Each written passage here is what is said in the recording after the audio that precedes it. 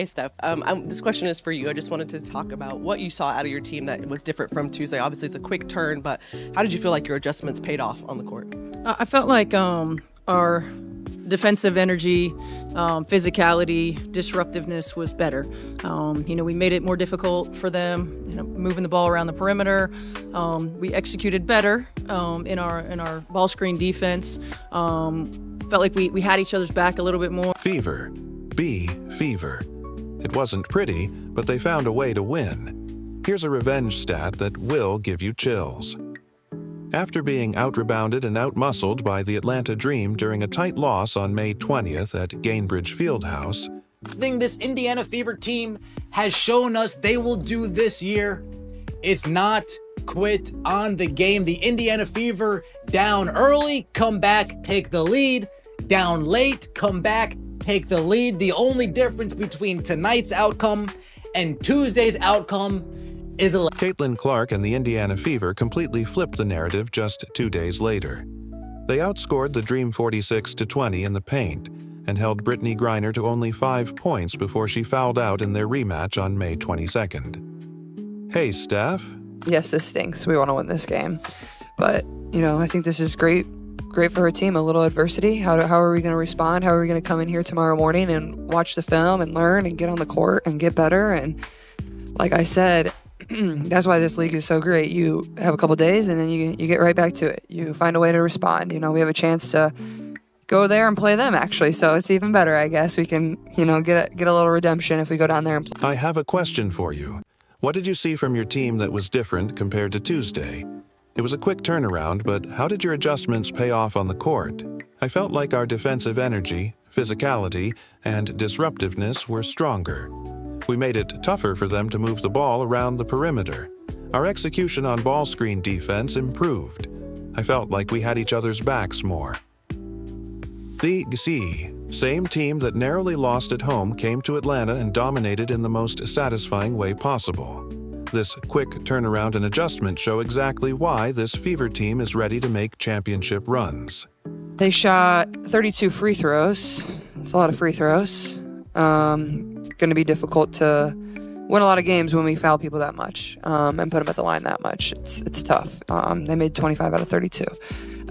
We still went to the line 26 times, missed 10. So that's the game really right there. It obviously doesn't come down to that, but it's just a little thing. Stay tuned, because we'll also break down the heated scuffle between Clark and an Atlanta Dream player, plus the surprising words exchanged between them.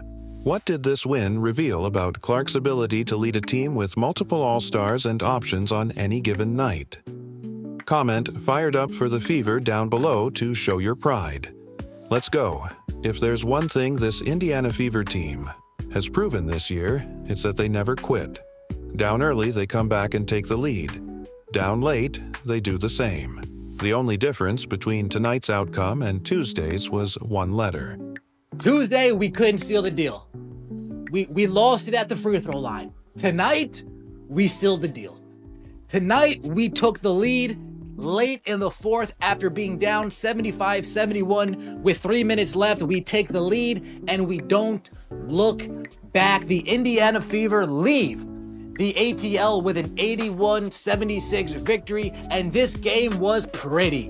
Man, this game was pretty ugly. Just 2 days before their revenge game, the Fever left their home court feeling defeated by Atlanta.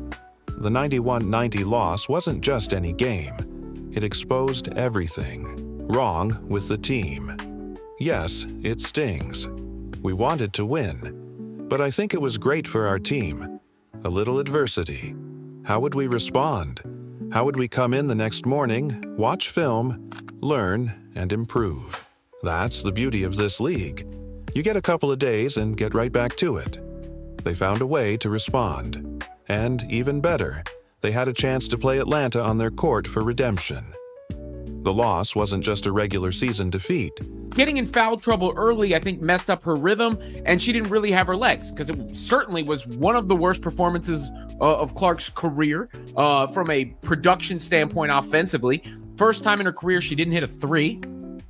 So nothing to write home about from Cece. But that's okay, right? Even when, that's happening, game's on the line, She's got the basketball.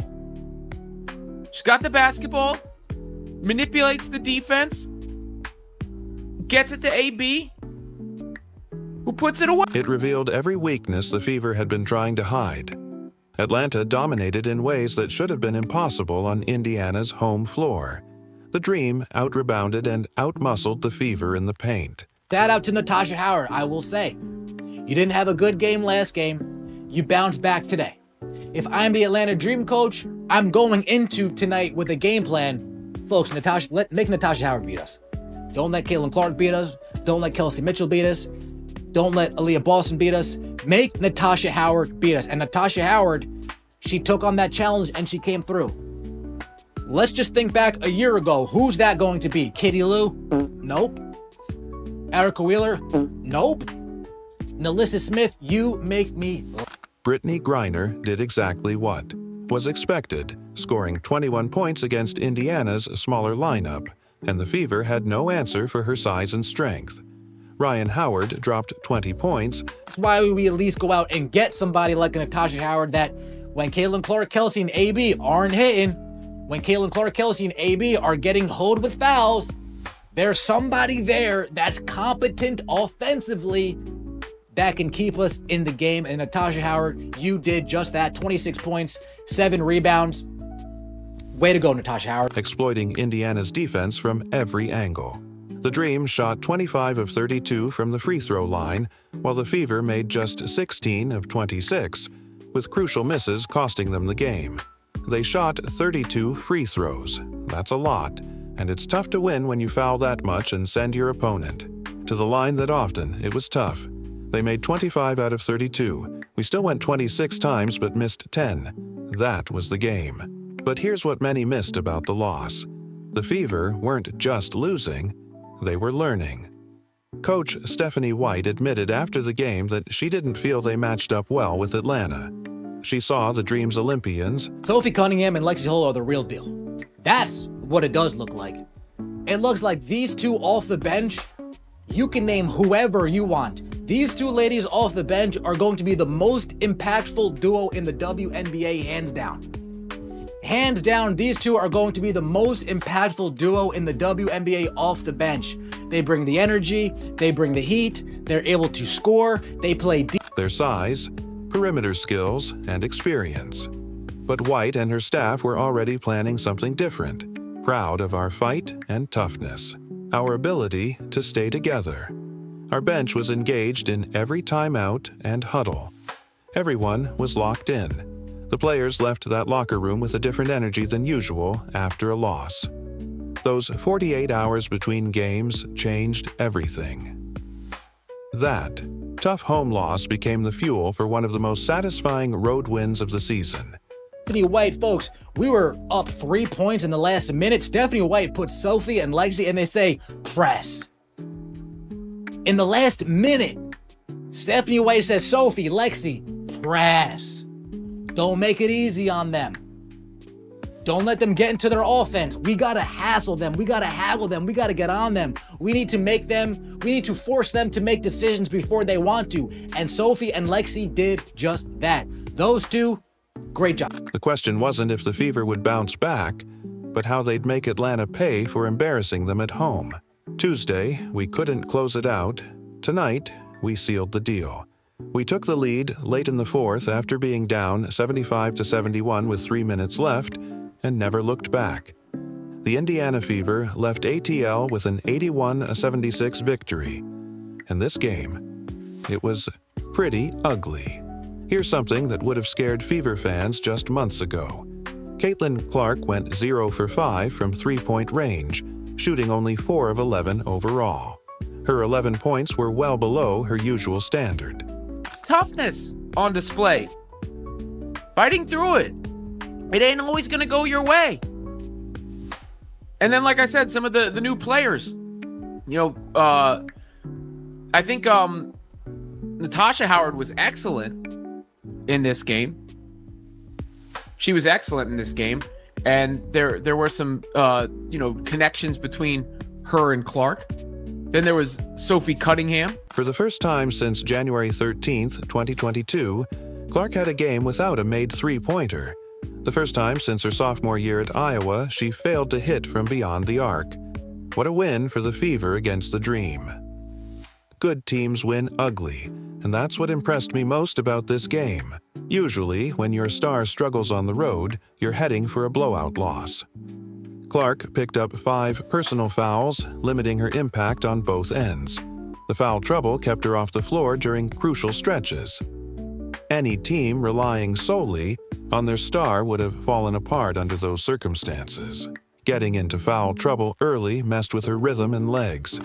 This was one of the worst offensive performances of Clark's career. First time in her career without a three-pointer. Nothing to write home about from Cece tonight. But that's okay. Even knowing this was happening, when the game's on the line, she had the basketball, manipulated the defense, got it to AB, who put it away. This is where the 2025 Fever showed they evolved into something completely different than expected. Natasha Howard stepped up with a game-high 26 points on an incredible 12 of 17 shooting. Shout out to Natasha Howard. After a poor previous game, she bounced back huge today. If I were the Atlanta Dream coach, I'd be focused on making Natasha Howard beat us. Like our depth came into play there, being able to go to our bench and bring a different defensive coverage and intensity level, and that allowed us to get out in transition. I mean, we're going to be at our best when we're in transition, and I felt like in that second quarter we were able to get out a little. Not Caitlin Clark, Kelsey Mitchell, or Aaliyah Boston. Natasha took on that challenge and came through. Think back a year ago. Who was that going to be? Katie Lou? Nope. Erica Wheeler? Nope. Nalissa Smith? You make me laugh. This performance erased her terrible previous game against Atlanta. Howard dominated the second half with 18 points, including 13 crucial points in the third quarter. She grabbed 7 rebounds and took over when the team needed it most. That's why it's so important to have someone like Natasha Howard. When Clark, Kelsey, and AB struggle or get into foul trouble, there's a competent scorer who keeps the team in the game. Natasha, you did just that. Brittney Griner tried to post up Damaris and failed to post up Damaris. She tried to move Damaris off the block on defense. She failed to move Damaris off the block on defense. Damaris Dantas isn't only a big body, she's a strong SOB. And Brittney Griner found that out firsthand. 26 points, 7 rebounds. Way to go. Sophie Cunningham made her return from an ankle injury look seamless. She dropped 9 points and 6 rebounds in just 20 minutes, hitting her first three-pointer of the season, and sparking an 11-0 run that put the Fever back in front. Her debut brought instant energy on both ends. She even drew an offensive foul in the final seconds, showing her impact went beyond the stat sheet. Lexi Hull continued her strong season with 10 key points off the bench, plus 4 assists, matching her career high. Her all-around contribution proved the depth skeptics questioned is absolutely real. The bench became a weapon, not a weakness. Sophie Cunningham and Lexi Hull look like the real deal. These two off the bench bring energy, heat, scoring, and defense. The bench outscored Atlanta's by 16 points, a complete reversal from their previous matchup where the Dream's depth had the advantage. The Fever's improved depth and versatility were obvious to all watching. This wasn't just a team win. It was proof the Fever had become a legitimate threat with multiple weapons. When one star struggled, others stepped up. The supporting cast didn't just survive Clark's off night, they thrived. Coach Stephanie White called a key press in the last minute with Sophie and Lexi. She told them to hassle the Dream and force tough decisions, and they executed perfectly. Clark's struggles revealed something more important than any individual stat. This team can win championships. Championship teams need multiple players who can take over games, depth that handles adversity, and role players who become stars when needed. Overall, it was the response from the Fever that impressed me the most to come away with this win. I said the last game was an impressive loss because things didn't go right and they were almost there and they came back. And this is sort of the, same side of that. The Fever proved they have all those qualities in one road game against a quality opponent. Brittney Griner came in expecting to dominate smaller teams in the paint. At 6'9", she should have been unstoppable. Everyone knew Atlanta would feed her early and often. That's toughness on display. It's not always going to go your way. Natasha Howard was excellent in this game, and there were strong connections between her and Clark. Sophie Cunningham, back from injury, is an excellent all-around player. Clark's passing to Cunningham led to smooth finishes. The Fever had no traditional center to match Atlanta's size. Coach White acknowledged the matchup challenges, especially against Griner and Brianna Jones. White stressed using versatility and depth to combat Atlanta's size, a crucial adjustment for the rematch. But something strange happened every time. Griner touched the ball. Indiana players swarmed her from every angle. The Fever's defense was chaos theory in action. Help defense from unexpected spots, constant rotations, and double teams. Coach White's chess match with Griner was evident, subbing players in and out to keep her off balance. The Fever's defensive intensity was a collective effort. Every time Griner had the ball, it was a physical battle. Indiana players were willing to take fouls to disrupt her rhythm and made her work for every point. This was a huge improvement. From the first game, the team outrebounded the Dream 41-37, a massive turnaround. Atlanta scored just 76 points on their home floor. The physicality was clear. Griner's frustration grew with missed shots and whistles. The referees weren't giving her the call she expected. Her shots became tougher and her rhythm was disrupted. The wear and tear showed on every possession. With 3:38 left in the game, the inevitable happened. Brittney fouled out with 5 points and 7 rebounds. This was the second time this season she fouled out against the Fever. Indiana's defensive strategy had successfully neutralized Atlanta's biggest weapon with determination and team defense. They forced Griner into tough spots and made each possession a battle. They wore her down systematically. Atlanta's game plan crumbled the moment their star walked off the court in foul trouble. Their paint scoring and offensive flow were disrupted. The Fever closed with confidence, their primary threat gone when they needed her most. Griner tried to post up Damaris Dantas and failed. She also failed to move Damaris off the block on defense. Damaris Dantas isn't just a big body, she's a strong presence, and Griner found that out firsthand. With tensions running high, in this revenge game, Caitlin Clark and Ryan Howard got into a heated face-to-face exchange that showed Clark's fierce competitive spirit. After a hard foul, the two started talking, and cameras caught Clark saying something that perfectly captured her mindset. "I'm not scared of you." Howard, a veteran and 2022 first overall pick, was trying to intimidate the sophomore in a crucial road game. Howard guarded Clark physically all night, testing her mental toughness. Veterans do this to see what young stars are made of. Howard was in Clark's face all game, pushing her physically. Clark responded with equal fire, looking Howard straight in the eyes and saying, "I'm not scared of you," then giving a sarcastic thumbs up. The moment went viral across social media. That was competing. That was good basketball. Howard wanted the challenge, and Clark gave it back. You can't let players bump Clark at the line and not call fouls. That's how she ends up in foul trouble. This wasn't just trash talk. It was a declaration that the Fever's young core wouldn't be pushed around anymore. Clark's response sent a message to her teammates. They belong on this stage. She showed how to handle pressure from veterans trying to intimidate.